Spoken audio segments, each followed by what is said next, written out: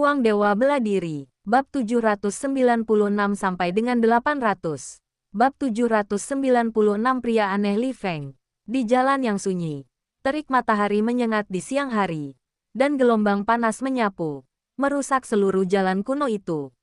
Menatap ke kejauhan, tak ada yang terlihat jelas, seolah-olah banyak hal di kejauhan telah terdistorsi. Sesosok berbaju biru berjalan di sepanjang jalan, tampak santai dan riang.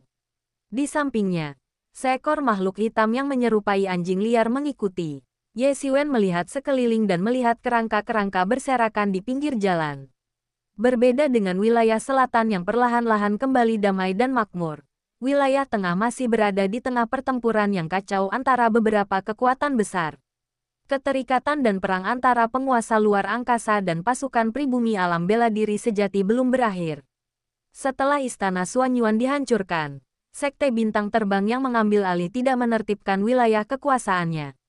Atau lebih tepatnya, mereka semua teralihkan dan tidak memfokuskan energi utama mereka pada masalah ini. Jelas juga bahwa para penguasa luar angkasa ini tidak berniat tinggal lama di alam bela diri sejati, sehingga mereka tidak peduli dengan kehidupan orang-orang biasa di sana. Bahkan, jika lebih banyak orang mati, potensi dan kekuatan alam bela diri sejati secara keseluruhan akan sangat berkurang. Lagi pula, alam bela diri sejati terlalu jauh dari markas utama mereka. Jika terlalu sedikit yang tersisa, mereka mungkin akan ditelan oleh pasukan lokal alam bela diri sejati. Jika terlalu banyak yang tersisa, tanah air mereka mungkin dalam bahaya. Situasi ini, di mana penguasa makhluk luar angkasa berkumpul di alam bela diri sejati, ditakdirkan hanya bersifat sementara, mereka pada akhirnya harus mundur. Tapi siapa yang tahu kapan mereka akan mundur? Dan siapa yang tahu kekacauan macam apa yang akan terjadi di alam bela diri sejati saat itu? Saat ini, wilayah tengah, terlepas dari wilayah-wilayah yang masih di bawah kekuasaan keluarga-keluarga kuat setempat, benar-benar menjadi tempat perang yang meluas. Kekacauan, bandit-bandit yang merajalela, dan penderitaan yang meluas. Dalam beberapa tahun terakhir, situasinya agak membaik, karena Sekte Bintang Terbang setidaknya mulai mencurahkan sebagian energi untuk meredam kekacauan, dan wilayah tengah secara bertahap mendapatkan kembali vitalitasnya. Namun, dibandingkan dengan kemakmurannya di masa lampau, kota itu tampak jauh lebih kosong dan gersang. Bahkan, kemanapun Ye Xiwen lewat, seringkali terdapat desa-desa atau bahkan seluruh kota yang benar-benar kosong. Akibat kekacauan tersebut, populasi wilayah tengah telah berkurang sedikitnya setengahnya, dengan jumlah korban tewas dan luka-luka mencapai miliaran atau bahkan puluhan miliar. Sepanjang perjalanan, Ye Xiwen benar-benar menjelajahi dunia selama 3 tahun. 3 tahun telah berlalu, dan sensasi yang ditimbulkan Ye Xiwen di dunia bela diri sejati berangsur-angsur mereda saat ia menuruni gunung untuk berkelana tanpa melakukan gerakan baru. Badai yang ditimbulkan Ye Xiwen pun perlahan menghilang tanpa jejak.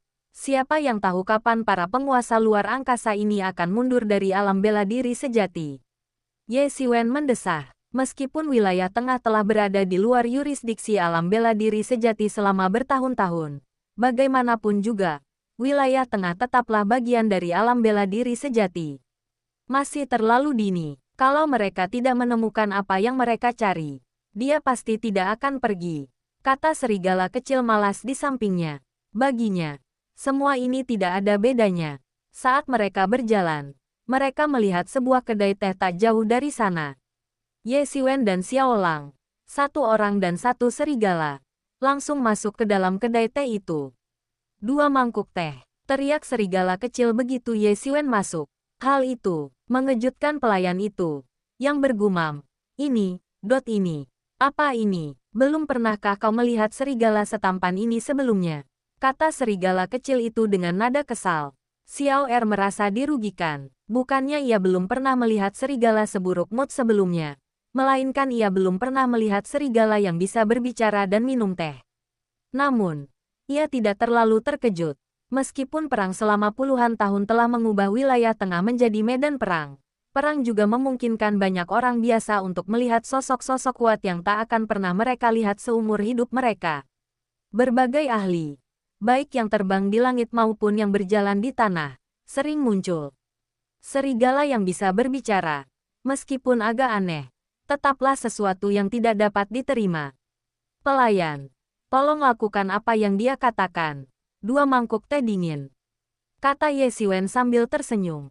Keduanya menemukan meja dan duduk. Serigala kecil itu, layaknya manusia, menjatuhkan diri di kursi, lalu berdiri, merentangkan kedua kaki depannya di atas meja.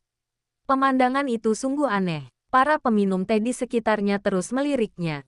Tetapi serigala kecil bersikap santai, tidak menganggapnya serius sama sekali, dan tidak menganggap ada yang salah dengan hal itu.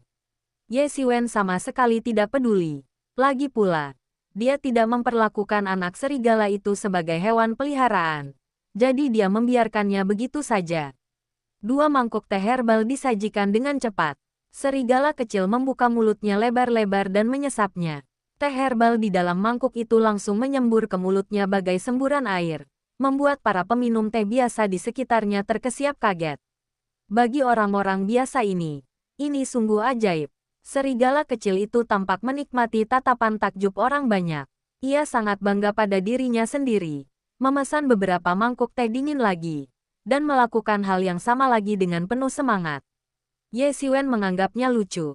Tetapi serigala kecil itu seperti anak kecil, menikmati sorotan dan perasaan menjadi pusat perhatian. Ia membuatnya terlalu kentara, dengan ekspresi puas di wajahnya. Siapa yang tidak akan melihatnya? Ia hanya menyesap teh herbalnya perlahan. Wajar saja, kedai teh pinggir jalan tidak menyediakan teh yang enak, apalagi teh spiritual. Namun, baik ia maupun serigala kecil sangat terampil dan tidak peduli dengan teh herbal yang bisa menghilangkan dahaga mereka. Tepat saat Ye Xiwen hendak bangkit dan pergi setelah serigala kecil itu selesai bermain, suara berdentang terdengar. "Bos, tolong semangkuk teh herbal." Suara gemuruh itu seakan menusuk langsung ke jiwa, membuat hati Ye Xiwen bergetar. Saat menoleh, ia melihat seorang pria parubaya mengenakan gaya berpakaian aneh yang tak dapat dipahami Ye Xiwen. Kulitnya cerah, tanpa janggut, dan wajahnya tirus, namun ia sangat tampan. Saat Ye Xiwen menoleh, pria parubaya yang tampan itu hanya mengangguk dan tersenyum padanya, lalu duduk di meja di sebelah Ye Xiwen dan Xiaolang. Tak lama kemudian, pelayan itu membawakan teh herbal pesanannya. Ia menyesapnya perlahan, seolah sedang menikmati teh yang nikmat, lalu menatap serigala kecil itu dengan senyum tipis. Akhirnya, serigala kecil itu, yang kulitnya lebih tebal dari tembok kota, merasa tak nyaman di bawah tatapannya dan meraung marah. "Apa yang kau lihat?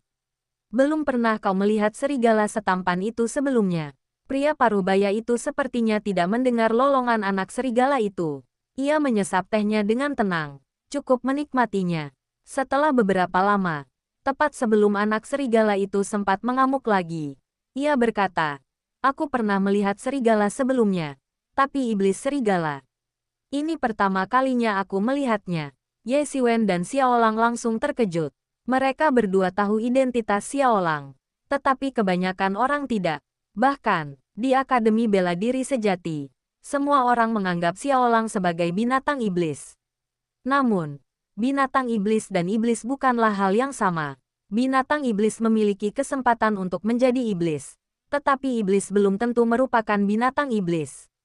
Poin yang paling jelas adalah meskipun banyak binatang iblis yang kuat memiliki kecerdasan mereka sendiri, dan banyak di antaranya bahkan memiliki kecerdasan yang tak kalah dengan manusia, hal ini disebabkan oleh akumulasi kekuatan mereka dan penyempurnaan tulang transversal di bagian belakang kepala mereka. Namun, keturunan mereka tetaplah binatang iblis yang bodoh, dan mereka hanya dapat mengembangkan kecerdasan jika mereka juga dapat mencapai tingkat yang sama dengan mereka. Namun, jika mereka menjadi iblis, situasinya benar-benar berbeda. Anak-anak mereka lahir tanpa tulang horizontal dan memiliki kecerdasan, layaknya anak manusia. Meskipun wujud asli mereka masih berupa binatang buas atau makhluk lain, mereka memiliki kecerdasan, dan satu-satunya perbedaan antara mereka dan manusia adalah wujud asli mereka. Perbedaan antara binatang iblis dan iblis sangatlah besar, ini merupakan transformasi yang fundamental. Namun, banyak orang tidak menyadarinya. Bahkan Ye Xiwen pun tidak akan tahu perbedaan antara keduanya jika ia tidak ditemani serigala kecil dan Yemo, monster tua yang telah hidup bertahun-tahun dan sangat berpengetahuan. Di sisinya, pria parubaya ini benar-benar tahu. Dan bukan hanya tahu, dia bisa melihat tembus pandangnya. Anda harus memahami bahwa iblis dan binatang iblis seringkali sulit dibedakan. Baginya untuk bisa melihat tembus pandang, itulah wawasan yang mendalam. Itulah kekuatan yang luar biasa. Ye Xiwen terkejut karena ia menyadari bahwa ia tidak bisa melihat kekuatan pria parubaya itu. Dengan kata lain, bagaimanapun ia memandangnya, pria parubaya itu tampak tidak berbahaya dan sama sekali tidak memiliki kekuatan. Namun, Ye Xiwen tahu bahwa ini semua hanyalah ilusi. Jika dia benar-benar tidak memiliki kekuatan sama sekali, bagaimana mungkin dia bisa mengetahui identitas serigala kecil itu? Serigala kecil itu menatap tajam ke arah lelaki parubaya itu dan berteriak, "Siapa kamu? Jangan khawatir, aku tidak bermaksud jahat." Pria parubaya itu tersenyum. Tetapi Ye Xiwen merasakan sesuatu yang familiar, meskipun ia tidak tahu persis sumber keakraban itu. "Bolehkah saya menanyakan nama Anda yang terhormat, senior?" tanya Ye Xiwen. Pria parubaya itu tersenyum dan berkata, "Nama keluarga Kuli, dan nama pemberian Ku Feng." Angin kencang, Ye Xiwen membacanya dalam benaknya, tetapi mendapati bahwa yang dimaksud bukanlah pakar top yang dikenalnya. Namun, ia merasa lega. Ada banyak sekali pakar di dunia ini.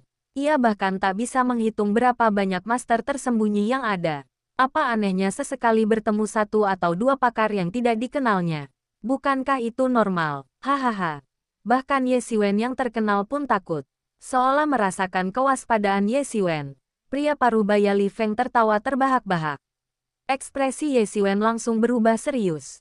Kalau saja ia bisa mengetahui asal-usul serigala kecil itu tidak masalah. Selalu ada satu atau dua orang yang berpengetahuan luas dan banyak membaca. Tapi hanya sedikit yang bisa langsung menyebut namanya. Kini ia memiliki musuh di seluruh dunia, terutama tokoh-tokoh kuat dari luar dunia yang ingin membunuhnya. Karena itu, ia sering bepergian secara diam-diam. Meskipun ia yakin klon binatang bintangnya memiliki kekuatan alam transenden, ia tidak begitu arogan. Ia tidak sepenuhnya percaya diri ketika berhadapan dengan beberapa ahli alam transenden yang veteran dan kuat. Terlebih lagi, jika lawan menyerang secara berkelompok, Ye Xiwen terpaksa melarikan diri dengan panik. Bab 797 Berita Mengejutkan.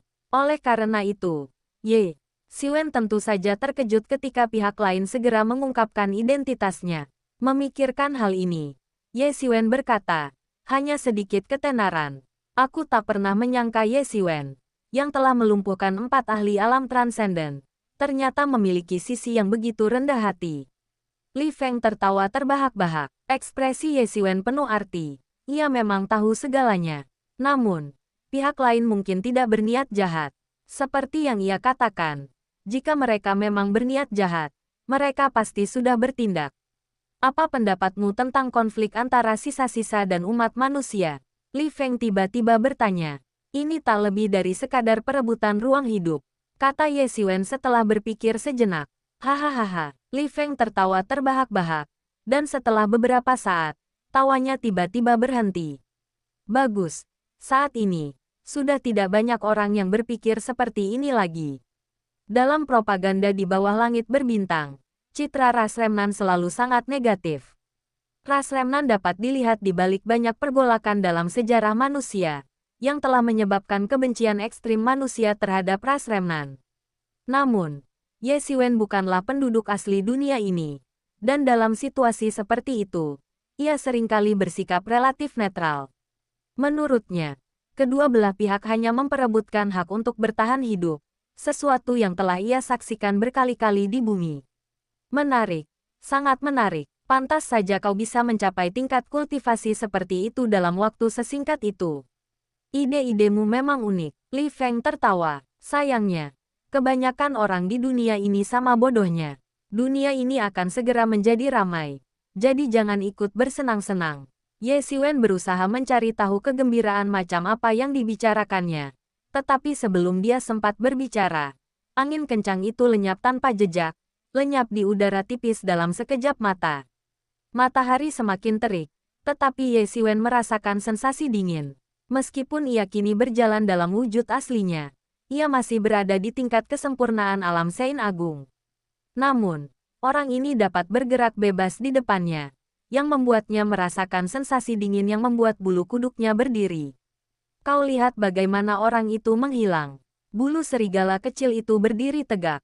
Ye Xiwen hanya bisa menggelengkan kepala. Sungguh aneh. Kekuatan lawan jauh di luar imajinasinya. Mereka lenyap tanpa jejak, membuatnya sama sekali tidak menyadarinya, bahkan tanpa merasakan fluktuasi spasial apapun. Namun, ia tidak terlalu memikirkannya, karena pihak lain tampaknya tidak berniat jahat kepadanya, meskipun ia sedikit curiga. Namun, hanya itu yang ia khawatirkan. Kemunculan Li Feng hanyalah selingan dalam perjalanan Ye Xiwen.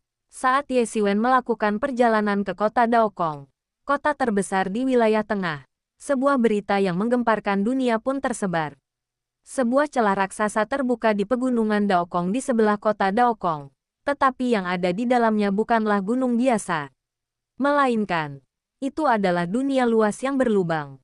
Seketika, sosok-sosok kuat yang tak terhitung jumlahnya dari luar wilayah itu mengamuk, dengan pasukan-pasukan bergegas masuk untuk menduduki wilayah tersebut.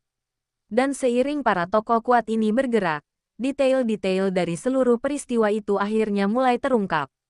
Alasan para penguasa luar angkasa ini bersikeras menetap di alam bela diri sejati selama bertahun-tahun adalah karena, menurut legenda, terdapat sebuah pintu masuk ke alam bela diri sejati, sebuah pintu masuk ke pohon dunia. Melalui pohon dunia ini, seseorang dapat mencapai alam surgawi yang legendaris, benua kuno yang terpencil, sebuah panggung di mana semua ras bersaing untuk mendapatkan supremasi. Legenda mengatakan bahwa asal mula semua dunia adalah pohon dunia, dan dunia seperti alam bela diri sejati dan alam bintang terbang bagaikan buah-buahan yang tergantung di pohon dunia. Hakikat dan asal mula pohon dunia yang sebenarnya terletak di benua alam liar kuno. Hanya dengan menemukan cabang-cabang pohon dunia, seseorang dapat melakukan perjalanan melaluinya menuju benua kuno. Menurut legenda selanjutnya, di bawah langit berbintang ini, nenek moyang umat manusia datang ke sini melalui jalur cabang-cabang pohon dunia. Ini bukan poin terpenting. Poin terpentingnya adalah bahwa di bawah langit berbintang ini, hukum-hukum ditekan, sehingga puncak yang dapat dicapai adalah tingkat pertama alam transenden. Dan apapun metode yang digunakan, tidak ada cara untuk menembusnya. Ada banyak individu luar biasa berbakat yang berhasil mencapai tingkat pertama alam transenden di usia muda, lalu perlahan-lahan menunggu kematian. Karena sekeras apapun mereka berusaha, mereka tidak dapat mencapai tingkat kedua. Itu jalan buntu. Para individu kuat dan terkemuka di bawah langit berbintang mencoba segala cara, tetapi tetap tidak berhasil. Kemudian, berita menyebar dari sumber yang tidak diketahui bahwa cabang pohon dunia ini ada. Para penguasa dunia tak bisa lagi tinggal diam dan memimpin pasukan mereka untuk menemukan cabang pohon dunia ini. Mereka akan melakukan perjalanan melalui cabang-cabang pohon dunia ini menuju benua kuno yang sunyi. Hanya dengan tiba di benua kuno yang sunyi mereka akan memiliki kesempatan untuk meningkatkan kultivasi mereka ke tingkat yang lebih tinggi. Perasaan mencapai puncak tetapi tak punya pilihan selain menunggu kematian membuat mereka gila. Generasi demi generasi telah melalui ini. Mungkin mereka bisa mencapai alam transenden dalam 1000 atau 2000 tahun. Tetapi mereka hanya bisa menunggu kematian tanpa jalan keluar. Meskipun mencapai alam transenden memperpanjang umur hingga 10.000 tahun, yang praktis tak terbatas, tetap saja ada akhir. Siapa yang tidak ingin hidup lebih lama? Lagi pula, bukan berarti mereka tidak punya kemampuan atau bakat, tetapi mereka benar-benar tertekan dan tidak mampu menerobos. Sekarang mereka memiliki kesempatan seperti itu. Bagaimana mungkin mereka menyia-nyiakannya? Kini setelah cabang pohon dunia akhirnya ditemukan, ternyata berada di Gunung Daokong.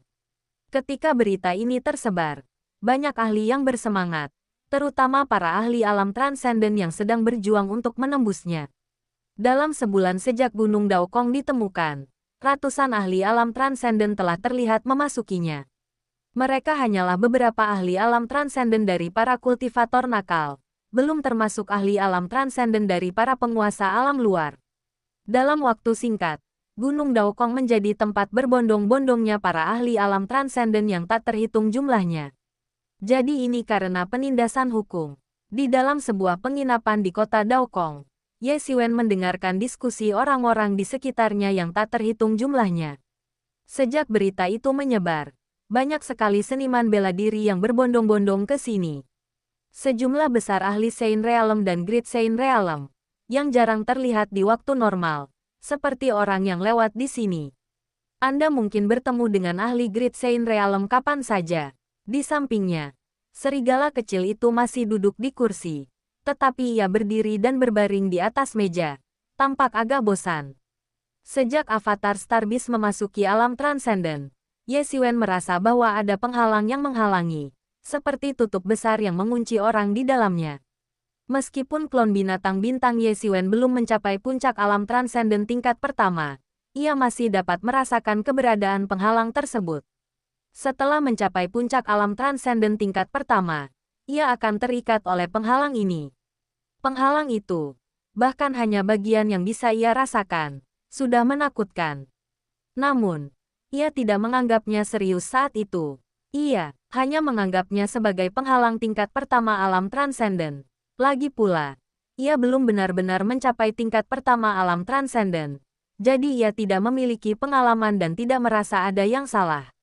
Lagi pula, dirinya yang sebenarnya juga memiliki penghalang alam yang sangat menakutkan ketika menerobos ke alam Sein dan alam Sein Agung, yang bahkan memaksanya minum pil untuk menerobos. Oleh karena itu, ia siap secara mental bahkan saat menghadapi rintangan terkuat di wilayahnya. Namun kini saya sadar bahwa penghalang itu mungkin bukan penghalang wilayah, melainkan penghalang hukum. Sepertinya begitu, hukum dunia ini telah terganggu. Seperti segel yang dipasang, mencegah semua orang menembus ke tingkat kedua alam transenden. Aku tidak tahu apakah itu terbentuk secara alami atau buatan manusia, kata Yemo setelah merasakannya dengan saksama. Sekarang ia telah pulih ke tingkat alam transenden, yang setara dengan para ahli alam transenden, dan ia sudah bisa merasakan tekanan hukum tersebut. Jika terbentuk secara alami, itu lain cerita. Tetapi jika buatan manusia, Ye Xiwen terkesiap takjub. Di bawah langit berbintang ini, ada banyak dunia yang telah disegel. Ye Xiwen bahkan tak bisa membayangkan bagaimana hal seperti itu bisa terjadi, apalagi melakukannya. Sungguh keajaiban yang tak terbayangkan. Jika orang seperti itu masih ada, maka dia pastilah dewa yang legendaris. Karena hanya dewa yang dapat memiliki kekuatan seperti itu. Memikirkan hal ini, Ye Xiwen merasakan beban berat di hatinya. Terlalu banyak orang berkuasa di dunia ini untuk dibayangkan. Meskipun mengetahui keberadaan pohon dunia, Ye Xiwen tidak segembira para ahli alam transenden itu. Pertama, ia belum mencapai puncak alam transenden tingkat pertama. Dan ia tidak dapat benar-benar memahami kesepian dan kegilaan karena tidak dapat mencapai kemajuan apapun selama ribuan tahun. Lebih jauh lagi, ia juga bisa melakukan perjalanan dari alam iblis ke benua alam liar kuno. Meskipun prosesnya mungkin lebih rumit, ia tetap bisa sampai di sana. Jadi, tanpa informasi yang akurat, ia tidak ingin mengambil risiko. Ia mungkin harus menghadapi pertempuran sengit antara ratusan ahli alam transenden. Klon binatang bintangnya bahkan belum mencapai puncak level pertama. Jadi berpartisipasi dalam pertempuran yang begitu kacau akan sangat merugikan. Ia tidak punya alasan kuat untuk pergi. Jadi ia hanya menunggu dalam diam di kota Daokong, berkultivasi sambil menunggu. Klon binatang bintang membutuhkan waktu untuk berkultivasi hingga mencapai puncak alam transenden tingkat pertama. Dan tubuh utamanya juga membutuhkan waktu untuk melangkah ke alam transenden setengah langkah. Begitu tubuh utamanya juga melangkah ke alam transenden setengah langkah, ia akan benar-benar tak kenal takut dan tak terkalahkan di bawah alam transenden. 1 tahun lagi berlalu, dan berita-berita baru terus berdatangan dari dalam Gunung Daokong, menggelitik hati banyak seniman bela diri yang masih menonton. Bab 798 Daya Tarik Medan Perang Kuno. Semakin banyak berita menyebar dari dalam pegunungan Daokong.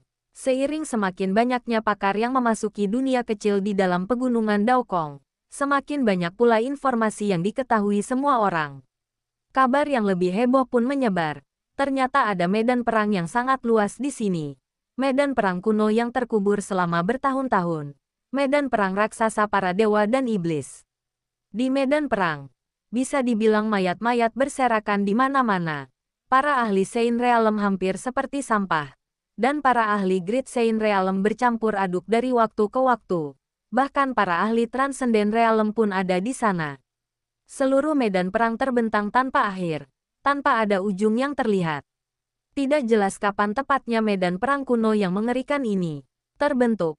Tetapi kemudian, beberapa pewaris tradisi kuno muncul untuk menguatkan rumor tersebut. Teks-teks kuno yang tak terverifikasi ini mencatat pertempuran besar ini. Setelah nenek moyang manusia tiba di dunia ini melalui pohon dunia, mereka terlibat dalam perang besar-besaran dengan penduduk asli dan sisa-sisa penduduk setempat. Jumlah pasti korban dalam pertempuran itu masih belum diketahui. Yang diketahui hanyalah bahwa nenek moyang manusia menderita kerugian besar, dengan mayat-mayat berserakan di medan perang. Bagi nenek moyang kita, pertempuran itu tak ubahnya Ragnarok, perang bak senja para dewa. Dalam mitos-mitos kuno, para dewa maha kuasa, menguasai langit dan bumi, memiliki kekuatan tak terbatas, dan abadi. Namun, bahkan dewa-dewa sekuat itu pun mengalami kiamat, yaitu Ragnarok yang legendaris. Dalam mitos kuno, setelah menguasai dunia selama miliaran tahun, para dewa akan menghadapi perang besar.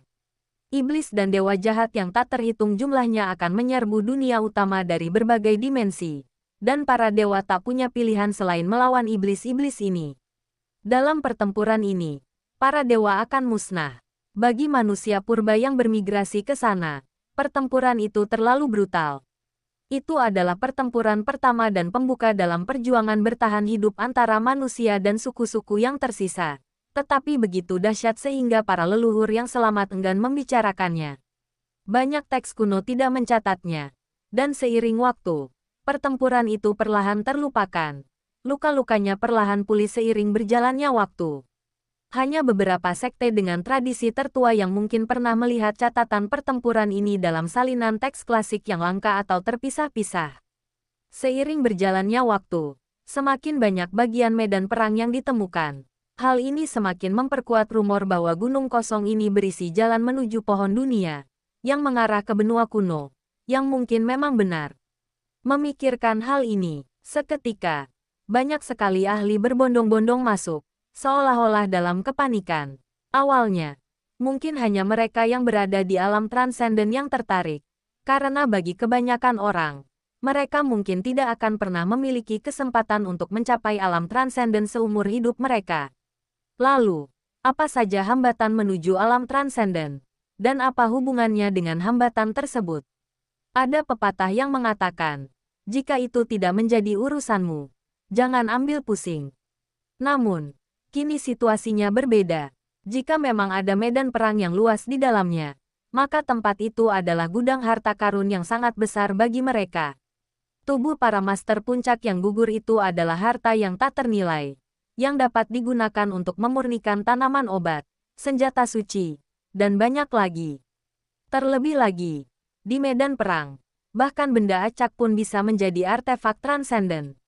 Meskipun artefak transenden membutuhkan penyempurnaan pribadi, hal itu bukan sepenuhnya mustahil.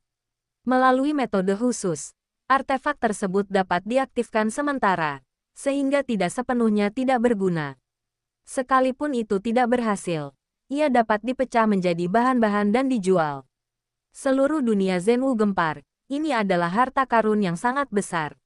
Kekuatan-kekuatan dahsyat di seluruh negeri, termasuk penguasa luar angkasa, elit lokal Akademi Bela Diri Sejati, kekuatan lapis kedua lainnya, dan para ahli yang memproklamirkan diri, semuanya telah berbondong-bondong ke pegunungan Daokong.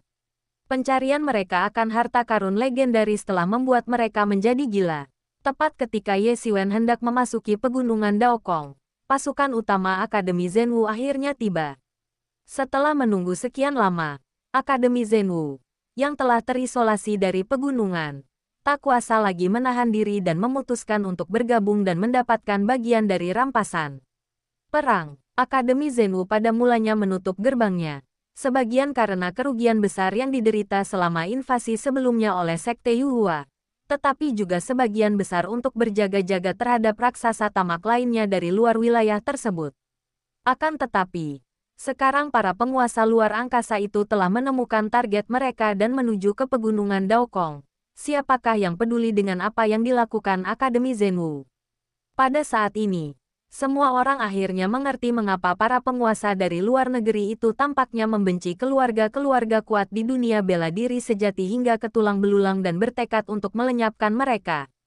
Mereka mungkin tidak tahu alasannya sebelumnya, tetapi dengan ditemukannya pegunungan kosong ini, banyak orang akhirnya mengerti. Para penguasa luar angkasa ini semua tahu apa yang mereka cari, tetapi mereka bersatu untuk merahasiakannya. Pertama, mereka ingin mendapatkan pijakan di alam bela diri sejati. Dan kedua, mereka ingin bekerja sama untuk menyingkirkan keluarga-keluarga kuat di alam bela diri sejati yang mereka anggap tak berdaya.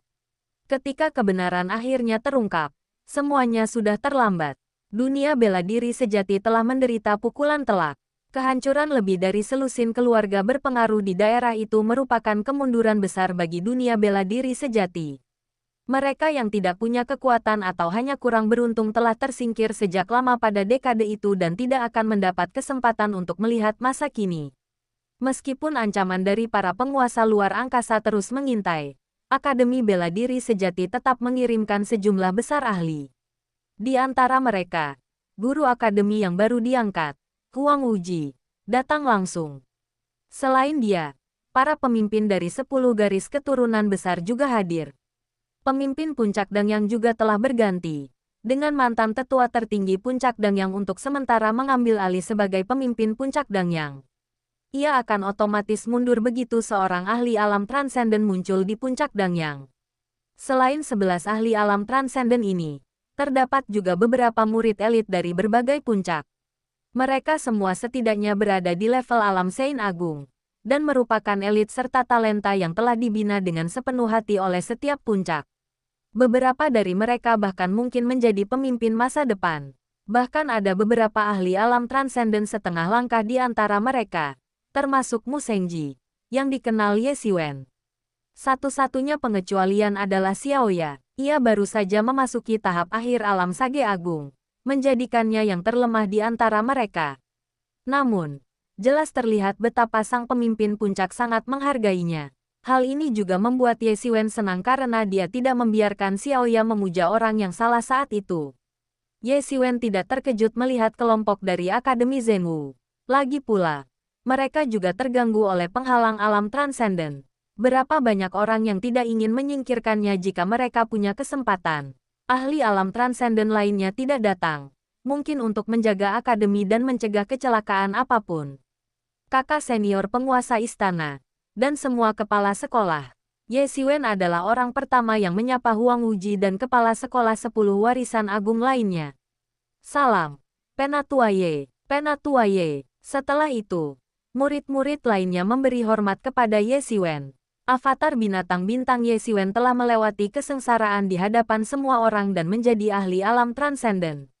Meskipun ia menolak menjadi kepala puncak Changxing, ia tetap menjabat sebagai tetua tertinggi puncak Changxing, menjadikannya tetua tertinggi termuda dalam sejarah. Statusnya satu generasi lebih tinggi dari mereka dan jauh lebih berkuasa. Betapapun tidak nyamannya mereka, mereka harus memberi penghormatan kepada Ye Xiwen. Terlebih dahulu, kakak senior, apakah kamu berencana pergi ke pegunungan Daokong? Tanya Ye Xiwen sambil mengerutkan kening. Ya, benar, itu semua hanya rumor sekarang. Ada jalur legendaris yang menembus pohon dunia menuju benua kuno yang sunyi. Dan tentu saja, kami juga ingin melihatnya. Kata Huang Wuji, matanya berbinar-binar. Meskipun ia telah menjadi penguasa tertinggi istana, ambisinya belum padam dalam waktu sesingkat itu. Ia masih menyimpan minat dan ambisi yang besar terhadap benua kuno yang sunyi. Kami membawa murid-murid elit kami kali ini, berharap mereka dapat dilatih di medan perang kuno itu. Sejujurnya, dalam hal membina generasi murid baru, kami sudah jauh tertinggal dari para penguasa dari luar kerajaan. Jika kami tidak memanfaatkan waktu ini untuk mengejar ketertinggalan dengan cepat, kesenjangan ini hanya akan semakin melebar di setiap generasi. Para pemimpin lainnya mengangguk setuju. Jelas, invasi sekte kenaikan berbulu dan serbuan para penguasa luar angkasa telah sangat merangsang mereka. Kekuatan Akademi Bela Diri Sejati yang sebelumnya tersembunyi jauh melampaui kekuatan keluarga-keluarga kuat lainnya, yang membuat mereka agak puas diri dan berpuas diri. Namun, mereka sekarang benar-benar menyadari kesenjangan antara diri mereka dan kekuatan-kekuatan papan atas dunia. Jadi bagaimana mungkin mereka tidak merasakan krisis? Tentu saja, mereka harus melakukan segala yang mungkin untuk membantu generasi murid baru bertumbuh. Generasi mereka memang tertinggal jauh, tetapi generasi baru tidak jauh tertinggal dan dapat menebusnya. Khususnya, kebangkitan Huang Wuji dan Ye Xiwen telah memberi mereka harapan. Namun, jika itu medan perang kuno itu, akan ada banyak bahaya. Satu langkah salah dan kau bisa kehilangan nyawamu. Mereka semua adalah elit dari akademi kita. Akan mengerikan jika mereka sampai hilang, kata Ye Xiwen dengan sedikit cemberut. Tidak apa-apa. Lagi pula, kami di sini untuk melindungimu. Selama kita tidak terlalu dalam, kurasa seharusnya tidak ada masalah, kata Huang Wuji. Meskipun ada banyak bahaya di medan perang kuno, bukan berarti tidak ada peluang untuk bertahan hidup sama sekali. Kalau begitu, Ye Xiwen tidak bisa berkata apa-apa. Namun, Huang Wuji menambahkan, kebetulan kamu juga di sini, adik muda Ye. Kenapa kamu tidak ikut dengan kami? Senang rasanya ada yang menjagamu. Dengan adik muda Ye bergabung dengan kami, rasanya seperti menambahkan sayap pada harimau. Tidak, perjalanan soloku belum berakhir, kata Ye Xiwen sambil tersenyum. Ia punya terlalu banyak rahasia, yang membuatnya enggan bepergian dengan orang-orang dari akademi.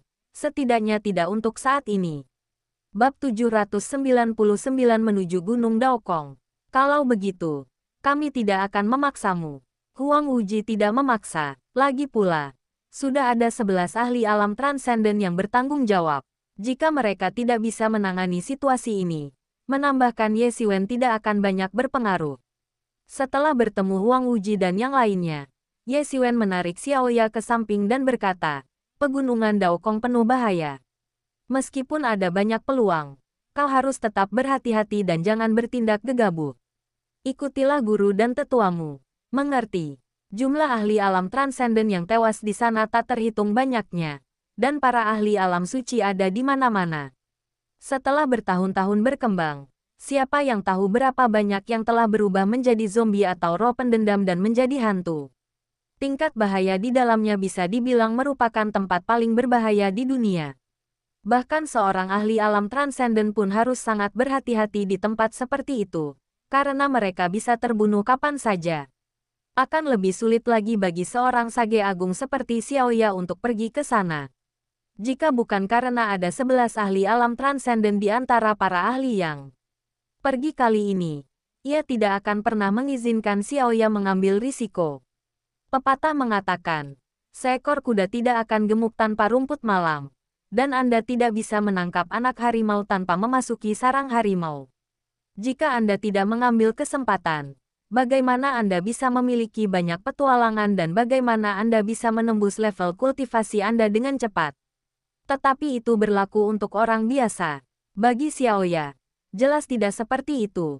Bakatnya sudah cukup untuk mendukungnya. Bahkan tanpa petualangan apapun, kecepatan kultivasinya akan sangat cepat. Dimengerti, Yeya mengedipkan mata besarnya yang sedikit berkaca-kaca. Sepertinya ia sedih melihat Ye Xiwen lagi, dan kini mereka harus berpisah lagi. Meskipun ia sudah terbiasa berpisah dengan Ye Xiwen selama bertahun-tahun, dan memiliki guru serta kakak perempuan sendiri, Ye Xiwen tetap memiliki tempat paling istimewa di hatinya. Ia adalah kakak laki-laki yang telah membawanya keluar dari pengembaraan dan kesulitannya. Ye Xiwen menepuk-nepuk kepala Xiaoya seperti biasa. Ia kemudian menyadari bahwa, tanpa disadarinya, Xiaoya telah tumbuh setinggi dadanya. Jauh berbeda dari gadis kecilnya dulu. Menyaksikan adegan ini, kepala asteris merasakan sentuhan kehangatan di wajahnya yang tadinya dingin. Ia bisa melihat bahwa perhatian Ye Xiwen terhadap Xiaoya tulus, Dan hal itu sangat menyenangkannya. Ia telah lama mempersiapkan Xiaoya untuk menjadi penerusnya. Bahkan berencana untuk menjadikannya kepala **** berikutnya. Untuk menggantikannya di masa depan. Orang-orang dari Akademi Zenwu tidak terburu-buru. Mereka menunggu Ye Xiwen selesai memberi instruksi kepada Xiaoya sebelum berangkat ke Gunung Daokong. Lebih dari sebulan berlalu, berita-berita bermunculan. Macam-macam. Bahkan, berita yang sama sekali berbeda dan kontradiktif pun bermunculan. Membuat pendengar pusing dan bingung. Medan perang kuno ini adalah medan perang pertama yang diperjuangkan umat manusia setelah tiba di langit berbintang ini. Ini adalah tanah leluhur. Dan saya tak pernah membayangkan pertempuran di sana akan begitu sengit. Namun, ada senjata-senjata suci dan artefak magis yang tersebar di seluruh wilayah ini. Jika kita bisa menemukan satu atau dua saja, kita akan kaya raya. Ada juga banyak buku rahasia, yang merupakan misteri agung leluhur kita. Tapi semuanya hilang setelah pertempuran ini. Jika kita bisa mendapatkan satu saja dari warisan ini, kita bisa mendirikan sekte kita sendiri. Dan saripati serta darah dari mayat para master itu, yang tersebar di medan perang, kini, bertahun-tahun kemudian, pasti telah menghasilkan sejenis tanaman obat. Sungguh pemandangan yang luar biasa. Meskipun ada banyak manfaat di dalamnya, tingkat bahayanya jauh lebih tinggi dari yang kita bayangkan. Benar, mayat para ahli alam suci berceceran di mana-mana. Medan perang itu rusak parah sehingga, entah kenapa, langit dipenuhi rasa dendam, menghalangi sinar matahari. Hantu dan zombie yang tak terhitung jumlahnya telah terbentuk di dalamnya. Meskipun ada banyak peluang, lebih banyak lagi yang mati di sana. Sayangnya, mungkin hanya para ahli alam transenden yang bisa bergerak bebas di sana. Sayangnya, kita bukan murid raksasa seperti itu. Dan kita tidak bisa mendapatkan perlindungan dari para ahli alam transenden. Bahkan dengan perlindungan seorang ahli alam transenden, itu tidak sepenuhnya aman. Beberapa waktu lalu, seorang tetua tertinggi dari 10,000 Beast Manor memimpin sebuah tim, tetapi kemudian disergap oleh sekelompok zombie. Mereka semua tercabik-cabik di tempat, daging dan darah mereka dilahap habis, tak menyisakan sehelai pun. Mengerikan sekali. Apa yang harus kita lakukan jika kita benar-benar bertemu zombie yang bahkan bisa mencabik-cabik mereka yang berada di alam transenden? Semakin banyak orang di penginapan itu berbicara, semakin keras kepala mereka. Sungguh mengerikan. Monster-monster mengerikan berkeliaran bebas di dalam. Tanpa kekuatan yang cukup, pergi ke sana hanya akan membuat mereka menjadi umpan meriam. Bukan tidak mungkin mereka tidak akan mendapatkan harta karun dan malah kehilangan nyawa. Sebaliknya, itu sangat mungkin. Tanah para dewa purba, Ragnarok, cek-cek, bagaimana mungkin tempat seseru ini tidak ada di hadapan pangeran ini? Ye Xiwen, ayo cepat. Secerca kegembiraan muncul di wajah gelap serigala kecil itu. Ia sudah lama merasa gelisah. Dan jika bukan karena menunggu Ye Xiwen, ia mungkin sudah bergegas ke pegunungan Daokong sendirian. Ayo pergi. Ye Xiwen akhirnya setuju kali ini. Tidak bersikeras menunggu tubuh utamanya menerobos. Lagi pula, dengan klon binatang bintang, mereka bisa menangani situasi berbahaya apapun. Dia sebenarnya lebih aman sendirian. Jika dia menghadapi bahaya, dia cukup mengepakkan sayap iblisnya dan melarikan diri. Pria dan serigala itu segera meninggalkan kota Daokong dan menuju ke Gunung Daokong, kurang dari 100 mil di luar kota. Sepanjang perjalanan, satu demi satu ahli muncul, menuju pegunungan Daokong. Berita tentang medan perang kuno yang luas itu menggemparkan dunia. Para ahli dari alam bela diri sejati dan mereka yang berasal dari luar alam semuanya berbondong-bondong ke pegunungan Daokong. Terlebih lagi, banyaknya contoh seniman bela diri yang memperoleh kekuatan luar biasa setelah memperoleh senjata suci atau kitab suci di pinggiran medan perang kuno membuat banyak orang menjadi heboh. Banyak di antara mereka yang bergegas ke Gunung Daokong. Ada banyak ahli di alam suci dan bahkan alam suci agung. Tetapi ada juga banyak ahli legendaris lokal. Meskipun mereka semua berada di kesempurnaan agung alam legendaris, di mata serigala kecil, mereka semua hanya akan menuju kematian. Orang-orang ini akan mati. Nada bicara serigala kecil dipenuhi dengan penghinaan dan penghinaan. Bahkan mereka yang berada di alam legendaris pun tidak dianggap remeh di dunia bela diri sejati. Apalagi mereka yang berada di kesempurnaan agung alam legendaris. Mereka jelas memiliki status tertentu. Biasanya, ketika para ahli alam suci tidak muncul, mereka dianggap ahli yang dapat mengguncang wilayah tersebut. Namun sekarang, dengan banyaknya ahli yang berbondong-bondong datang ke sini, orang-orang ini tiba-tiba menjadi sasaran empuk. Di medan perang kuno yang telah ditemukan itu, konon mayat para pendekar alam suci pun berserakan di mana-mana. Dan jika terjadi apa-apa, mereka akan menderita banyak korban. Mereka semua tahu ini, tetapi mereka tak kuasa menahan godaan senjata ajaib, kitab suci, dan harta karun lainnya. Banyak laporan tentang orang-orang yang awalnya biasa-biasa saja tiba-tiba menjadi terkenal dalam semalam setelah mendapatkan harta karun ini. Sebuah kasus khas dari kecerobohan dan dibutakan oleh keserakahan. Ye Xiwen dan serigala kecil tidak terlalu cepat, karena banyak orang sudah pergi, dan mereka sudah terlambat. Apa bedanya jika mereka sedikit terlambat? Terlebih lagi, medan perang kuno seperti ini penuh dengan bahaya yang tidak dapat diprediksi. Jadi ada baiknya lebih banyak orang yang melakukan pengintaian terlebih dahulu. Namun, selain para ahli alam legendaris dan suci yang di mata serigala kecil hanya akan menemui ajal mereka, ada juga para ahli di alam transenden. Selain para ahli alam transenden dari berbagai kekuatan besar, terdapat pula sejumlah besar ahli alam transenden di antara para kultivator liar. Orang-orang ini jelas tidak memiliki informasi yang memadai, dan mereka datang dengan tergesa-gesa saat ini. Berbeda dengan gerakan Ye Xiwen yang santai, mereka bergerak sangat cepat, melesat melintasi lapangan. Semua ingin menjadi yang pertama meraih rampasan. Terlebih lagi, mereka tampak jauh lebih berhati-hati daripada para ahli legendaris dan suci. Perilaku mereka yang tak terkendali dan tak terkendali, ditambah dengan kekuatan mereka yang luar biasa, melambangkan lonjakan kekuatan yang paling hebat. Tangkap dia, dia punya artefak suci agung yang dia peroleh dari medan perang kuno. Pada saat ini, sesosok tubuh terbang keluar dari kedalaman urat leluhur, diikuti teriakan. Teriakan ini langsung menarik perhatian banyak orang. Langit yang tadinya kosong tiba-tiba dipenuhi banyak ahli, yang semuanya telah lama bersembunyi di sekitar. Tiba-tiba, artefak sihir yang tak terhitung jumlahnya berjatuhan, seketika mengubah sosok yang terbang itu menjadi bubur berdarah, pemandangan yang benar-benar mengejutkan. Adapun senjata ajaib itu, saya tidak melihatnya sama sekali. Dan saya tidak tahu apakah senjata itu hancur atau memang tidak pernah ada. Ye Xiwen telah lama memperhatikan orang-orang ini. Meskipun mereka bersembunyi dengan baik, bagaimana mungkin mereka bisa lolos dari pemindaian Ye Xiwen?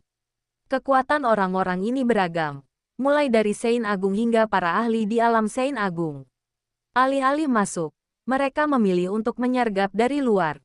Mereka yang diuntungkan harus menghadapi serangan mendadak mereka saat keluar. Mereka tidak berani melakukan apapun terhadap kekuatan yang lebih besar. Tetapi mereka tidak ragu membunuh seniman bela diri secara individu. Merampas hasil jerih payah orang lain memang mudah.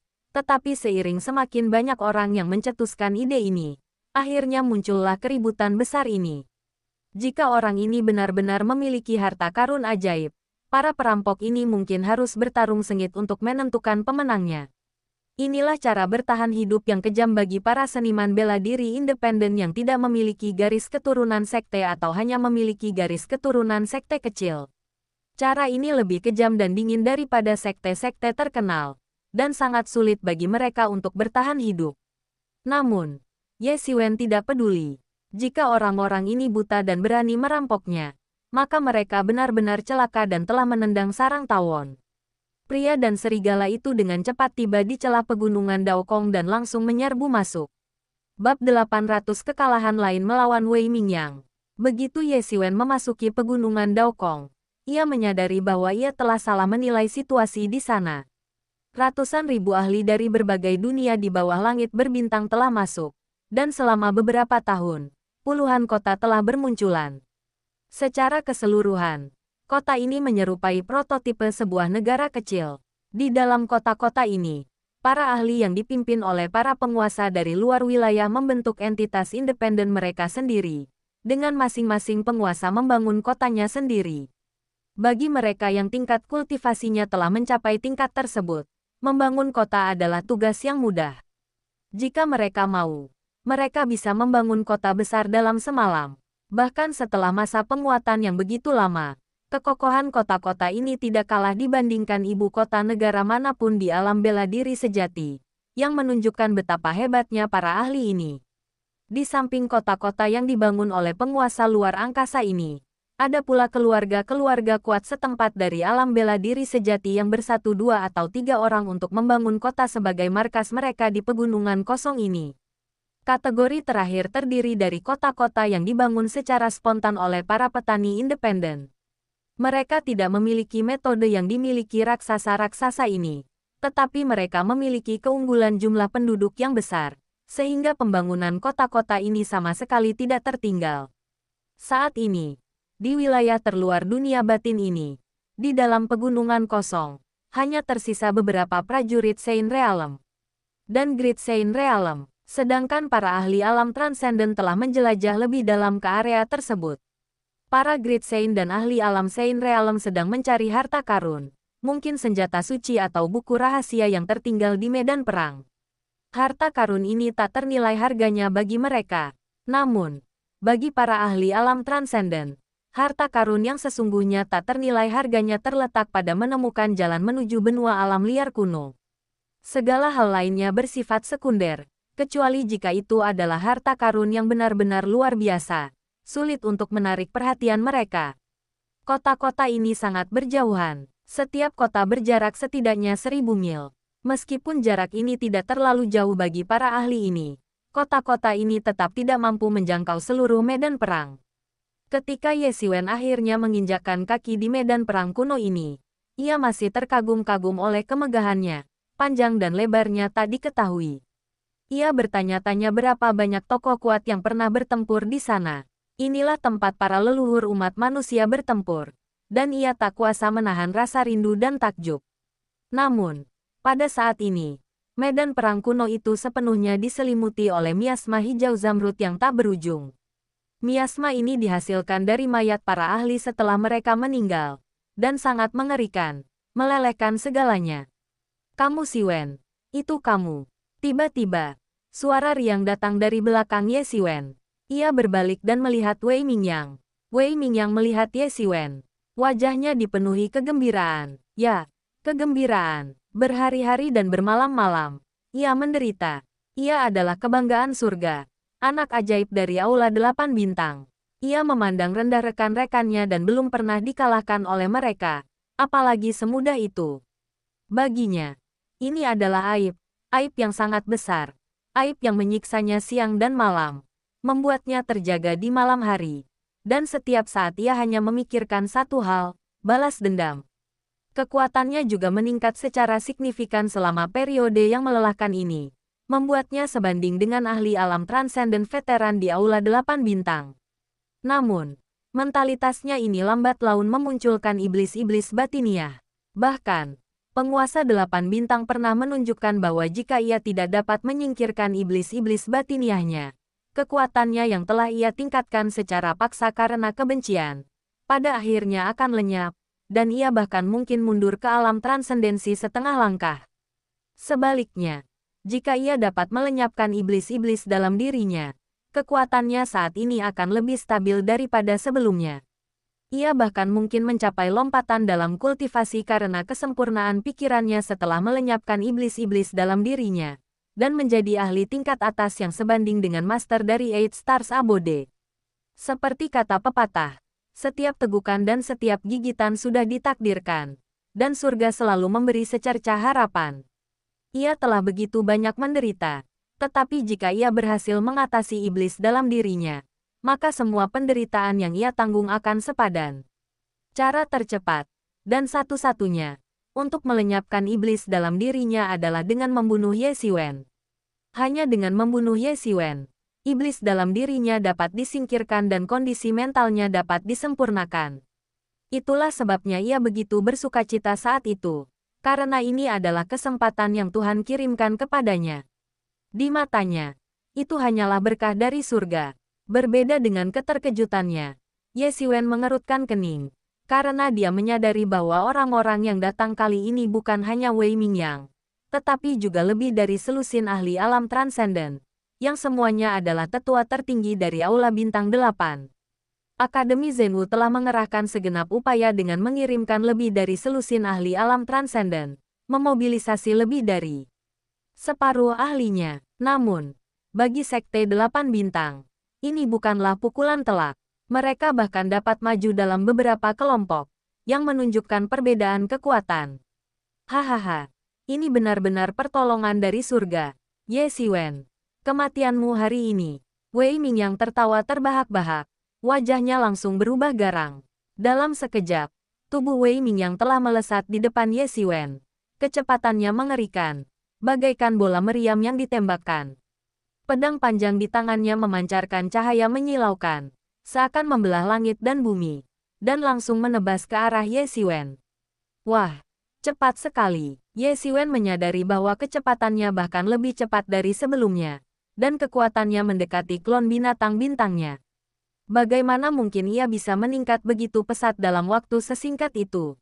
Kalau kita harus membagi tingkat pertama alam transenden menjadi biasa, elit, dan tingkat atas, maka avatar binatang bintang yang baru saja melewati kesengsaraan alam transenden akan langsung mencapai tingkat elit, milik mereka yang memiliki bakat luar biasa. Meskipun Wei Mingyang dan kelompoknya memiliki bakat luar biasa, mereka baru saja memasuki alam transenden. Di tingkat pertama alam transenden, mereka hanyalah individu biasa, atau bahkan berada di level terendah. Lagi pula, meskipun mereka sangat berbakat, semua orang yang dapat memasuki alam transenden adalah sangat berbakat, jadi kekuatan mereka hanya dapat dianggap paling bawah. Namun tak disangka, dalam waktu sesingkat itu, ia langsung melangkah ke level elit, dengan kekuatan tak kalah hebat dibanding klon Star Beast. Esensi sejati yang sangat besar yang terpancar dari pedang pemecah Kaisar Bintang 8 langsung melepaskan 8 bayangan pedang di langit, berubah menjadi 8 bintang besar yang menebas ke bawah, mengarah langsung ke wajah Ye Xiwen. Serangan ini sangat mendominasi dan tak terkalahkan. Gayanya menakutkan. Ye Xiwen tak berani meremehkannya sedikit pun. Ia langsung memasukkan serigala kecil itu ke dalam cermin asal surgawi dan menggantinya dengan klon binatang bintang. Ia mengepalkan tinjunya dan melepaskan tinju debu bintang pemusnahan besar, yang berubah menjadi bintang raksasa dan menghantamkannya. Ledakan. Tinju debu bintang pemusnah besar milik Ye Xiwen dan pedang pemecah Kaisar Bintang 8 saling bertabrakan dengan keras, dan kekuatan mengerikan itu langsung menghancurkan langit dan bumi, dengan kekuatan tak berujung yang melonjak liar dan menyapu bersih. Ye Xiwen mengerutkan kening. Bagaimana mungkin Wei Mingyang tiba-tiba meningkat ke level yang lebih tinggi? Ini sungguh tidak masuk akal. Ye Xiwen, hati-hati. Sepertinya Wei Mingyang telah mengubah kebenciannya menjadi kekuatan. Itulah sebabnya dia membuat kemajuan pesat dalam waktu sesingkat itu. Wawasan Ye Mo masih tajam. Dia memahami situasi Wei Mingyang hanya setelah satu percakapan. Meskipun sumber kekuatan ini aneh, berasal dari kekuatan iblis dalam dirinya. Jika dia akhirnya bisa melenyapkan iblis dalam dirinya, maka kekuatan ini akan sangat bermanfaat. Namun, jika dia tidak bisa melakukannya, dia pada akhirnya akan dihancurkan oleh kekuatan ini. Ye Xiwen mengangguk. Ia sedikit memahami kekuatan iblis dalam dirinya. Kekuatan ini terlalu aneh dan mustahil dikendalikan. Namun yang terpenting, iblis dalam dirinya adalah dirinya sendiri. Dan Wei Mingyang pasti akan membencinya habis-habisan. Hahaha. Wei Mingyang tertawa terbahak-bahak. Raut wajahnya berubah antara buas dan gembira. Ye Xiwen, kau biasa saja.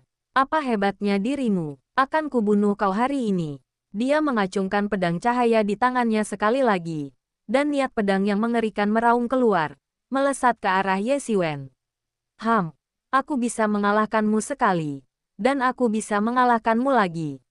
Ye Xiwen mencibir, meskipun kekuatan Wei Mingyang memang agak di luar dugaannya, ia lebih kuat daripada saat ia mengalami kesengsaraan.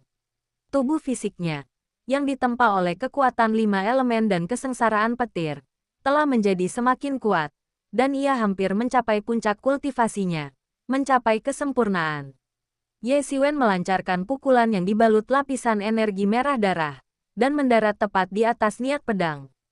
Tinju dan niat pedang itu bertabrakan dengan keras, dan niat pedang itu mulai bergetar hebat. Seolah-olah dua kekuatan yang tak tertandingi saling bertabrakan.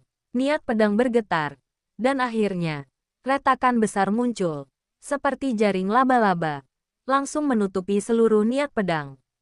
Kemudian, dengan suara dentuman keras, seluruh niat pedang runtuh di tempat. Benar-benar tidak mampu menahan. Niat tinju Ye Xiwen yang mengerikan menembus kehampaan dan menghantam tubuh Wei Mingyang. Puff, Wei Mingyang langsung terhantam dan tubuhnya terlempar ke belakang, menyemburkan seteguk darah di udara. Organ-organ dalamnya hampir hancur oleh Ye Xiwen. Ia terbanting ke tanah, menciptakan kawah besar. Mustahil, aku sudah sekuat ini. Bagaimana mungkin aku masih belum bisa menandingimu? Wei Mingyang berkata dengan susah payah. Matanya masih dipenuhi rasa tidak percaya, sama sekali tanpa kegilaan yang baru saja ditunjukkannya. Ia pikir ia akhirnya bisa membunuh Ye Xiwen, berdasarkan pikirannya beberapa hari terakhir. Siapa sangka mimpinya akan hancur begitu cepat setelah mereka mulai bertarung. Ia memang menjadi lebih kuat daripada saat pertama kali melawan Ye Xiwen, tetapi jelas bahwa Ye Xiwen juga lebih kuat dari sebelumnya. Kekuatannya masih sangat rentan di hadapan Ye Xiwen. Dia benar-benar kalah telak dalam satu pukulan. Dia tak bisa menerima hasil seperti itu.